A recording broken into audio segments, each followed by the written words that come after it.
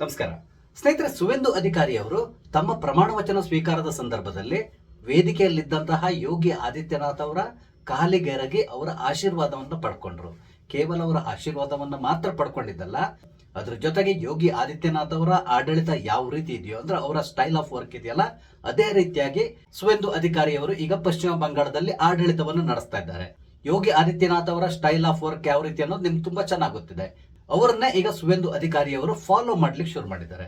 Latest ಆಗಿ ನಡೆದಿರುವಂತಹ ಒಂದು ಘಟನೆಯನ್ನ ಗಮನಿಸಿದಾಗ ಗೊತ್ತಾಗ್ತಾ ಇರೋದು ಏನು ಅಂತ ಹೇಳಿದ್ರೆ, ಇದು ಪಕ್ಕಾ ಯೋಗಿ ಆದಿತ್ಯನಾಥ್ ಅವರ ಸ್ಟೈಲ್ ಅಂತ ತಿಳ್ಕೊಂಡು ಅನಿಸ್ತಾ ಇದೆ. ಹಾಗಾದ್ರೆ ನಡೆದಿರುವಂತಹ ಘಟನೆ ಏನು, ಈ ಸಂದರ್ಭದಲ್ಲಿ ನಾವು ಯೋಗಿ ಆದಿತ್ಯನಾಥ್ ಅವರ ಸ್ಟೈಲ್ ಅಂತಕೊಂಡು ಯಾಕೆ ಹೇಳಬೇಕು, ಈ ಎಲ್ಲ ವಿಚಾರಗಳಿಗೆ ಸಂಬಂಧಪಟ್ಟಂತೆ ನಿಮ್ ಜೊತೆ ಮಾತಾಡ್ತಾ ಇದ್ದೇನೆ. ಸ್ನೇಹಿತರೆ, ನಿಮ್ಮೆಲ್ಲರನ್ನು ಕಾಫಿ ಅಂತ ಡಿಜಿಟಲ್ ಚಾನಲ್ಗೆ ಸ್ವಾಗತಿಸ್ತಾ ಇದ್ದೇನೆ. ಸ್ನೇಹಿತರೆ, ಪ್ರತಿ ಬಾರಿ ಅಂತ ನಿಮ್ ಜೊತೆಗೆ ಒಂದು ಮಾಹಿತಿಯನ್ನು ಹಂಚ್ಕೊಳ್ತಾ ಇದ್ದೇನೆ.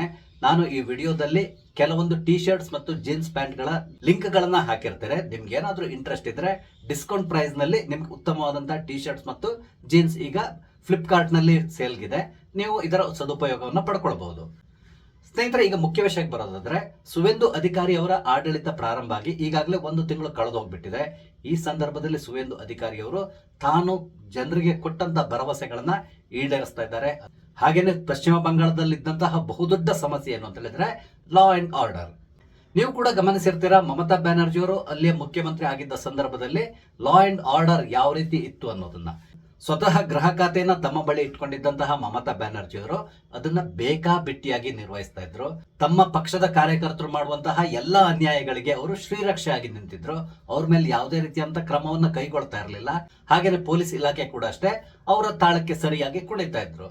ಹಾಗಾಗಿ ಅಲ್ಲಿ ಅಪರಾಧ ಕೃತ್ಯಗಳು ಅನ್ನೋದು ಸರ್ವೇ ಸಾಮಾನ್ಯ ಆಗಿ ಹೋಗ್ಬಿಟ್ಟಿತ್ತು. ಅದರಲ್ಲಿ ಹಿಂದೂಗಳು ಪಶ್ಚಿಮ ಬಂಗಾಳದಲ್ಲಿ ಇರೋದೇ ದುಸ್ತರ ಅನ್ನುವ ಮಟ್ಟಿಗೆ ಅಲ್ಲಿಯ ವ್ಯವಸ್ಥೆ ಹದಗೆಟ್ಟಿತ್ತು. ಈಗ ಸುವೇಂದು ಅಧಿಕಾರಿ ಅವರು ಮುಖ್ಯಮಂತ್ರಿ ಆಗಿದ್ದಾರೆ. ಈಗ ಯೋಗಿ ಆದಿತ್ಯನಾಥ್ ಯಾವ ರೀತಿಯಾಗಿ ಉತ್ತರ ಪ್ರದೇಶದಲ್ಲಿ ಗೃಹ ಇಲಾಖೆಯನ್ನ ತಮ್ಮ ಬಳಿಯಲ್ಲಿ ಇಟ್ಕೊಂಡಿದ್ದಾರೋ, ಅದೇ ರೀತಿಯಾಗಿ ಸುವೇಂದು ಅಧಿಕಾರಿ ಕೂಡ ಅಷ್ಟೇ ಗೃಹ ಇಲಾಖೆಯನ್ನ ತಮ್ಮ ಬಳಿ ಇಟ್ಕೊಂಡು ಉತ್ತಮವಾಗಿ ಕಾರ್ಯನಿರ್ವಹಿಸ್ತಾ ಇದ್ದಾರೆ. ಮೊನ್ನೆ ಜುಲೈ 4ನೇ ತಾರೀಕು ಪಶ್ಚಿಮ ಬಂಗಾಳದ ಬಾರೋಹಿಪುರದಲ್ಲಿ ಒಂದು ಅತಿ ಘೋರ ಘಟನೆ ನಡೆಯಿತು. ಈ ಬಾರೋಹಿಪುರ್ 24 ಪರಗಣ ಸೌತ್ ಡಿಸ್ಟ್ರಿಕ್ಟ್ ಗೆ ಸೇರಿರುವಂತಹದ್ದು. ಅದಲ್ಲದೆ ಅಲ್ಲಿಯ MLA ತೃಣಮೂಲ ಕಾಂಗ್ರೆಸ್ ಸೇರಿದಂತವರು. ಹಾಗೇನೆ ಈತ ಮಮತಾ ಬ್ಯಾನರ್ಜಿ ಅವರ ಜೊತೆಗೆ ಗುರುತಿಸಿಕೊಳ್ತಾ ಇದ್ದಾರೆ. ಈ ಊರಿನಲ್ಲಿ 11 ವರ್ಷದ ಬಾಲಕಿ ಇದ್ದಕ್ಕಿದ್ದಾಗೆ ನಾಪತ್ತೆ ಆಗ್ತಾಳೆ. ಆಕೆಯನ್ನು ಹುಡುಕುವಂತ ಪ್ರಯತ್ನ ನಡೀತದೆ. ಕೊನೆಗೆ ಆ ಹುಡುಗಿಯ ತಂದೆ ತಾಯಿ ಹೋಗಿ ಪೊಲೀಸ್ ಸ್ಟೇಷನ್ ಅಲ್ಲಿ ಕಂಪ್ಲೇಂಟ್ ಕೂಡ ರಿಜಿಸ್ಟರ್ ಮಾಡ್ತಾರೆ. ಪೊಲೀಸರು ಕೂಡ ರಾತ್ರಿ ಎಲ್ಲ ಹುಡುಕಾಡ್ತಾರೆ. ಆದ್ರೆ ಆಕೆಯ ಸುಳಿವು ಎಲ್ಲೂ ಸಿಗೋದಿಲ್ಲ. ಕೊನೆಗೆ ಆಕೆಯ ಶವ ಮರುದಿನ ಅಂದ್ರೆ ಭಾನುವಾರ ಆಕೆಯ ಶವ ಒಂದು ಕ್ಯಾನಲ್ ನ ಪಕ್ಕದಲ್ಲಿ ಕೆಸರು ಹೊಂಡದಲ್ಲಿ ಸಿಗ್ತದೆ. ಆಕೆಯ ಶವವನ್ನ ಮೇಲ್ನೋಟಕ್ಕೆ ನೋಡಿದಾಗಲೇ ಗೊತ್ತಾಗಿರೋದು ಏನು ಅಂತ ಹೇಳಿದ್ರೆ, ಆಕೆಯ ಮೇಲೆ ಅತ್ಯಾಚಾರ ನಡೆದಿದೆ. ಅದು ಕೂಡ ಸಾಮೂಹಿಕ ಅತ್ಯಾಚಾರ ನಡೆದಿದೆ ಅಂತ ತಿಳ್ಕೊಂಡು ಹಾಗೇನೆ ಆಕೆಯನ್ನ ಕೊಲೆ ಮಾಡಲಾಗಿತ್ತು. ಆಕೆ ಇನ್ನೂ ಜೀವಂತ ಇರುವಾಗಲೇ ಆಕೆಯನ್ನ ಒಂದು ಗೋಣಿ ಚೀಲದಲ್ಲಿ ಹಾಕಿ ಈ ಒಂದು ಕೆಸರು ಹೊಂಡಕ್ಕೆ ಬಿಸಾಡಲಾಗಿತ್ತು. ಯಾಕಂದ್ರೆ ಆಕೆಯ ಪೋಸ್ಟ್ ಮಾರ್ಟಮ್ ಸಂದರ್ಭದಲ್ಲಿ ಅವಳ ಶ್ವಾಸಕೋಶದಲ್ಲಿ ನೀರು ತುಂಬಿಕೊಂಡಿರೋದು ಗೊತ್ತಾಗಿತ್ತು. ಹಾಗಾಗಿ ಆಕೆ ಜೀವಂತ ಇರುವಾಗಲೇ ಆ ನೀರಿನ ಹೊಂಡಕ್ಕೆ ಬಿಸಾಡಿದ್ದಾರೆ ಅನ್ನೋದು ಕೂಡ ಗೊತ್ತಾಗ್ತದೆ. ತಕ್ಷಣ ಇದಕ್ಕೆ ಸಂಬಂಧಪಟ್ಟಂತೆ ಎನ್ಕ್ವೈರಿ ಪ್ರಾರಂಭ ಆಗ್ತದೆ. ಅಲ್ಲಿಯ ಜನರು ಕೂಡ ಅಷ್ಟೇ ರೊಚ್ಚಿಗೇಳ್ತಾರೆ. ಹೇಳಿ ಕೇಳಿ ಪಶ್ಚಿಮ ಬಂಗಾಳ ಅಲ್ಲಿ ಮೊದಲಿಂದನೂ ಕೂಡ ಅಷ್ಟೇ, ಅದರಲ್ಲಿ ಸೌತ್ ಪರಗಣ ಈ ಜಿಲ್ಲೆಯಲ್ಲಿ ಮೊದಲಿಂದನೂ ಕೂಡ ಅಷ್ಟೇ ಸಣ್ಣ ಸಣ್ಣ ವಿಷಯಗಳಿಗೆ ಗಲಭೆ ಎಬ್ಸೋದು, ಹಾಗೇನೆ ರಸ್ತೆಗೆ ಇಳಿಯೋದು, ಬೆಂಕಿ ಹಚ್ಚೋದು, ಇದೆಲ್ಲ ಈ ಹಿಂದಿನ ಸರ್ಕಾರ ಇದ್ದಾಗ ಅದೆಲ್ಲ ಮಾಮೂಲಾಗಿತ್ತು. ಆದ್ರೆ ಈಗ ಸರ್ಕಾರ ಬದಲಾಗಿತ್ತು. ಮೋಸ್ಟ್ಲಿ ಒಂದಿಷ್ಟು ಜನ ಇದಕ್ಕಾಗಿ ಕಾಯ್ತಾ ಇದ್ರು ಅನ್ಸ್ತದೆ. ಹಾಗಾಗಿ ಗಲಭೆ ಇದ್ದಕ್ಕಿದ್ದಾಗೆ ಜಾಸ್ತಿ ಆಗ್ತಾ ಹೋಗ್ತದೆ. ಪರಿಸ್ಥಿತಿ ಕೈ ಮೀರ್ತದೆ. ಈ ಗಲಭೆ ನಡೀತಿರುವ ಸಂದರ್ಭದಲ್ಲೇ ಒಬ್ಬ ಅಮಾಯಕ ಯುವಕನನ್ನ ಆತ ಈ ಒಂದು ಪ್ರಕರಣದಲ್ಲಿ ಭಾಗಿಯಾಗಿದ್ದಾನೆ ಅಂತೇಳಿ ಹೇಳಿ ಆತನನ್ನ ಒಂದಿಷ್ಟು ಜನರು ಸೇರಿ ಹೊಡೆದು ಕೊಂದು ಬಿಡ್ತಾರೆ. ಕೊನೆ ಗೊತ್ತಾಗಿದೆ ಏನು ಅಂತ ಹೇಳಿದ್ರೆ, ಆತನಿಗೂ ಈ ಪ್ರಕರಣಕ್ಕೂ ಯಾವುದೇ ರೀತಿಯಾದಂತಹ ಸಂಬಂಧ ಇಲ್ಲ ಅಂತೇಳಿ. ಇದಕ್ಕೆ ಸಂಬಂಧಪಟ್ಟಂತೆ ಕೇಸ್ ಕೂಡ ದಾಖಲಾಯಿತು. ಒಂದಿಷ್ಟು ಜನರನ್ನ ಈಗ ಅರೆಸ್ಟ್ ಮಾಡಿ ಜೈಲಿಗೆ ಕೂಡ ಕಳಿಸಿದ್ದಾರೆ. ಆದ್ರೆ ನಿಜವಾದ ಅಪರಾಧಿಗಳು ಬೇರೆಯವರು ಇದ್ದಿದ್ರು. ಕೊನೆಗೆ CCTV ಫುಟೇಜ್ ಇದೆಲ್ಲದನ್ನು ಪರಿಶೀಲಿಸಿದಾಗ ಗೊತ್ತಾಗಿದೆ ಏನು ಅಂತ ಹೇಳಿದ್ರೆ, ಈ ಒಂದು ಅತ್ಯಾಚಾರದ ಪ್ರಮುಖ ಆರೋಪಿ ಪ್ರಭಾಷ್ ಮಂಡಲ್ ಅಂತ ಹೇಳ್ಕೊಂಡು ಗೊತ್ತಾಯ್ತು. ತಕ್ಷಣ ಆತನನ್ನ ಬಂಧಿಸ್ತಾರೆ. ಈತನಿಗೆ ಸಾಥ್ ಕೊಟ್ಟಂತಹ ಆನಂದ್ ಸರ್ದಾರ್ ಮತ್ತು ದಿಬಾಕರ್ ಸರ್ದಾರ್ ಅನ್ನುವರನ್ನು ಕೂಡ ಅರೆಸ್ಟ್ ಮಾಡ್ತಾರೆ. ಅವರ ಮೂವರನ್ನು ಪೊಲೀಸರು ತಮ್ಮದೇ ಆದ ಭಾಷೆಯಲ್ಲಿ ವಿಚಾರಿಸಿದಾಗ ಅವ್ರು 3 ಜನ ತಪ್ಪೊಪ್ಕೊಳ್ತಾರೆ. ಹೌದು, ನಾವು 3 ಜನ ಸೇರಿ ಆಕೆಯನ್ನ ಅತ್ಯಾಚಾರ ಮಾಡಿ ನಂತರ ಕೊಂದಿದ್ದೇವೆ, ಈ ರೀತಿಯಾಗಿ ಅವರು ತಪ್ಪೊಪ್ಕೊಳ್ತಾರೆ. ಅವ್ರ ಮೇಲೆ ಒಂದಿಷ್ಟು ಸೆಕ್ಷನ್ಗಳ ಅಡಿಯಲ್ಲಿ ಕೇಸನ್ನು ಕೂಡ ದಾಖಲಿಸಲಾಗ್ತದೆ. ವಿಚಾರಣೆ ನಡೀತಾ ಇರುವ ಸಂದರ್ಭದಲ್ಲೇ ಈ ಸ್ಥಳ ಮಹಾಜರು ನಡೆಸಬೇಕಾಗಿತ್ತು.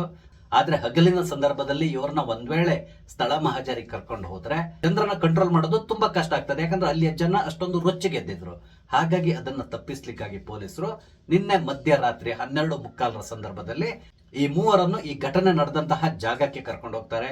ಹಾಗೇನೆ ನಂತರ ಆಕೆ ಶವವನ್ನು ಬಿಸಾಡಿದಂತಹ ಸ್ಥಳಕ್ಕೆ ಕೂಡ ಇವ್ರನ್ನ ಕರ್ಕೊಂಡು ಹೋಗ್ತಾರೆ. ಆ ಸಂದರ್ಭದಲ್ಲಿ ಮುಖ್ಯ ಆರೋಪಿಯಾದಂತಹ ಪ್ರಭಾಷ್ ಮಂಡಲ್ ಪೊಲೀಸರಿಂದ ತಪ್ಪಿಸಿಕೊಳ್ಳಿ ಪ್ರಯತ್ನಿಸ್ತಾನೆ. ಆ ಸಂದರ್ಭದಲ್ಲಿ ಆತ ಪೊಲೀಸರಿಂದ ಒಂದು ಪಿಸ್ತೂಲ್ ಅನ್ನ ಕೂಡ ಕಸ್ಕೊಂಡು ಅವ್ರ ಮೇಲೆ ಗುಂಡಿನ ದಾಳಿಯನ್ನ ನಡೆಸಲಿಕ್ಕೆ ಪ್ರಯತ್ನಿಸ್ತಾನೆ. ಆಗ ಪೊಲೀಸರು ಆತನಿಗೆ ವಾರ್ನಿಂಗ್ ಕೊಡ್ತಾರೆ. ಆದ್ರೆ ಪೊಲೀಸರ ವಾರ್ನಿಂಗ್ ಅನ್ನ ಆತ ಕೇರ್ ಮಾಡೋದಿಲ್ಲ. ಪುನಃ ಇವ್ರ ಮೇಲೆ ದಾಳಿ ನಡೆಸಲಿಕ್ಕೆ ಪ್ರಯತ್ನಿಸ್ತಾನೆ. ಕೊನೆಗೆ ಪೊಲೀಸರು ಗತ್ಯಂತರ ಇಲ್ಲದೇನೆ ಆತನ ಮೇಲೆ ಗುಂಡನ್ನ ಹಾರಿಸಿರ್ತಾರೆ. ಗುಂಡೇಟಿನಿಂದಾಗಿ ಆತ ತೀವ್ರವಾಗಿ ಗಾಯಗೊಂಡಿರ್ತಾನೆ. ಕೊನೆಗೆ ಆತನನ್ನ ಆಸ್ಪತ್ರೆಗೆ ಸೇರಿಸುವಂತ ಪ್ರಯತ್ನ ಕೂಡ ನಡೀತದೆ. ಆದ್ರೆ ಆತನನ್ನ ಆಸ್ಪತ್ರೆಗೆ ತಲುಪಿಸುವುದರೊಳಗಡೆ ಆತ ಕೊನೆಯುಸಿರೆಳಿತಾನೆ. ಅಂದ್ರೆ ಇಲ್ಲಿ ಮುಖ್ಯ ಆರೋಪಿ ಯಾರಿದ್ದಾನೆ ಆತನನ್ನ ಎನ್ಕೌಂಟರ್ ಮಾಡಿ ಹತ್ಯೆ ಮಾಡಲಾಗಿದೆ. ಇದಿಷ್ಟು ಅಲ್ಲಿ ನಡೆದಂತಹ ಘಟನೆ. ಕೊನೆಗೆ ಪೊಲೀಸರು ಆಸ್ ಯೂಶುವಲ್ ಆಗಿ ಹೇಳಿಕೆಗಳನ್ನು ಕೊಟ್ಟರು.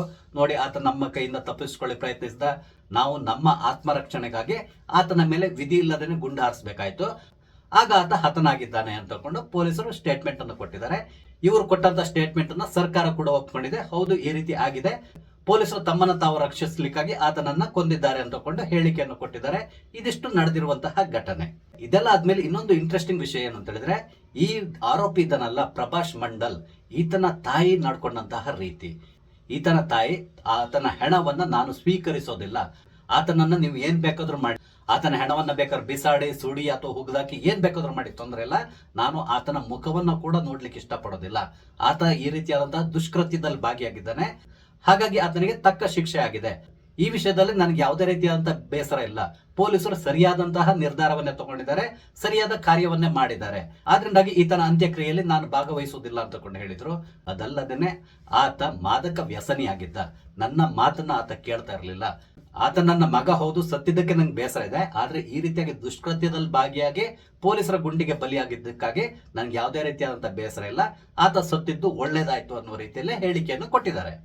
ಈಕೆ ಕೊಟ್ಟಿರುವಂತಹ ಈ ಹೇಳಿಕೆ ಏನಿದೆ, ಇದು ಈಗ ದೇಶದಾದ್ಯಂತ ಸದ್ದು ಮಾಡ್ತಾ ಇದೆ. ಯಾಕಂತ ಹೇಳಿದ್ರೆ, ಸಾಮಾನ್ಯವಾಗಿ ಯಾರೇ ಆಗ್ಲಿ ತನ್ನ ಮಗ ಅಥವಾ ಮಗಳೋ ಏನೋ ಒಂದು ತಪ್ಪು ಮಾಡಿದಾಗ ಅವರನ್ನ ವಹಿಸ್ಕೊಂಡು ಮಾತಾಡ್ತಾರೆ.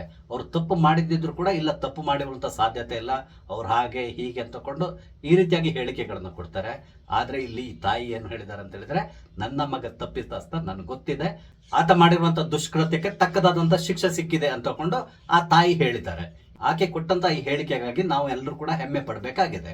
ಹಾಗಂತ ಈಕೆಯನ್ನು ಶ್ರೀಮಂತೆ ಅಲ್ಲ, ಅತಿ ಕಡು ಬಡತನದಲ್ಲಿರುವಂತಹ ಓರ್ವ ಮಹಿಳೆ, ಕೂಲಿನಲ್ಲಿ ಮಾಡಿಕೊಂಡು ಬದುಕ್ತಾ ಇದ್ದಂತಹ ಮಹಿಳೆ. ಇಂತಹ ಮಹಿಳೆ ಬಾಯಿಂದ ಈ ರೀತಿಯಂತ ಹೇಳಿಕೆ ಬಂದಿರೋದು ನಿಜಕ್ಕೂ ಶ್ಲಾಘನೀಯ ಅನಿಸ್ತದೆ. ಯಾಕಂತ ಹೇಳಿದ್ರೆ, ತನ್ನ ಮಗ ನನ್ಗೆ ದಿಕ್ಕಾಗಿದ್ದ, ಹಾಗಾಗಿ ಆತನ ಸಾವಿನಿಂದಾಗಿ ನಾನು ನಿರ್ಗತಿಗಳಾಗಿದ್ದೇನೆ, ಈ ರೀತಿಯಂತ ಹೇಳಿಕೆಯನ್ನ ಸಾಮಾನ್ಯವಾಗಿ ಯಾರಾದ್ರೂ ಕೊಡ್ತಾ ಇದ್ರು. ಆದ್ರೆ ಈ ಮಹಾತಾಯಿ ಆ ರೀತಿ ಕೊಟ್ಟಿಲ್ಲ.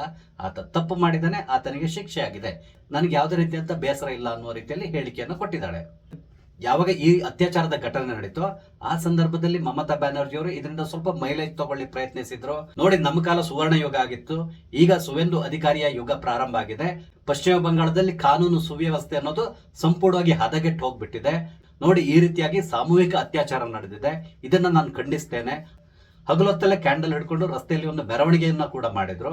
ಅಂದ್ರೆ ಆ ಮೂಲಕ ತಾನು ಇನ್ನೂ ಅಸ್ತಿತ್ವದಲ್ಲಿದ್ದೇನೆ, ನನ್ನನ್ನ ಪಶ್ಚಿಮ ಬಂಗಾಳದ ಜನತೆ ಮರಿಬಾರದು, ಈ ರೀತಿಯಾಗಿ ಅವರು ಯೋಚನೆ ಮಾಡಿಕೊಂಡು ರಸ್ತೆಗೆ ಇಳಿದ ರೀತಿಯಲ್ಲಿ ಕಾಣಿಸ್ತಾ ಇದೆ.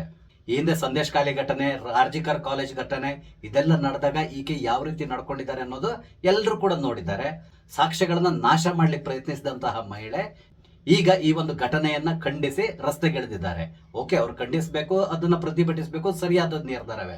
ಆದ್ರೆ ನನ್ನ ಕಾಲದಲ್ಲಿ ಪಶ್ಚಿಮ ಬಂಗಾಳ ಯಾವ ರೀತಿ ಇತ್ತು, ಈಗ ಯಾವ ರೀತಿ ಆಗಿದೆ ನೋಡಿ ಅಂತಕೊಂಡು ಹೇಳ್ಕೊಂಡು ರಸ್ತೆಗಿಳಿದಿದ್ದಾರಲ್ಲ, ಇದು ನಿಜಕ್ಕೂ ಹಾಸ್ಯಾಸ್ಪದ ಅನಿಸ್ತದೆ.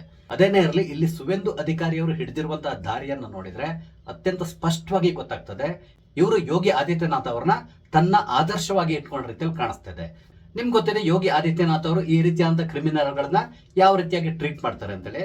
ಅದೇ ರೀತಿಯಾಗಿ ಈಗ ಸುವೇಂದು ಅಧಿಕಾರಿಯವರು ಈ ಕ್ರಿಮಿನಲ್ಗಳನ್ನ ಟ್ರೀಟ್ ಮಾಡ್ಲಿಕ್ಕೆ ಪ್ರಾರಂಭ ಮಾಡಿದ ರೀತಿಯಲ್ಲಿ ಕಾಣಿಸ್ತಾ ಇದೆ. ಇದು ಆರಂಭ ಅಷ್ಟೇ, ಪಿಕ್ಚರ್ ಅಭಿ ಬಾಕಿ ಹೇ ಅಂತಕೊಂಡೆ ನಾವು ತಿಳ್ಕೋಬಹುದು. ಸ್ನೇಹಿತರೆ, ಪಶ್ಚಿಮ ಬಂಗಾಳದಲ್ಲಿ ಸುವೇಂದು ಅಧಿಕಾರಿಯವರ ಸರ್ಕಾರ ನಡ್ಕೊಳ್ತಾ ಇರುವಂತಹ ರೀತಿ ಬಗ್ಗೆ ನಿಮ್ಗೆ ಅನಿಸ್ತದೆ? ನಿಮ್ಮ ಅನಿಸಿಕೆಗಳನ್ನ ದಯವಿಟ್ಟು ಕಮೆಂಟ್ ಮುಖಾಂತರ ತಿಳಿಸಿ. ಹಾಗೇನೆ ಇಲ್ಲಿ ನಾನು ಹಂಚ್ಕೊಂಡಂತ ವಿಷಯ ಇಷ್ಟ ಆದ್ರೆ ಲೈಕ್ ಮಾಡಿ, ಶೇರ್ ಮಾಡಿ, ದಯವಿಟ್ಟು ನನ್ನ ಚಾನಲ್ ಸಬ್ಸ್ಕ್ರೈಬ್ ಮಾಡಿ. ನಮಸ್ತೆ, ಜೈ ಹಿಂದ್.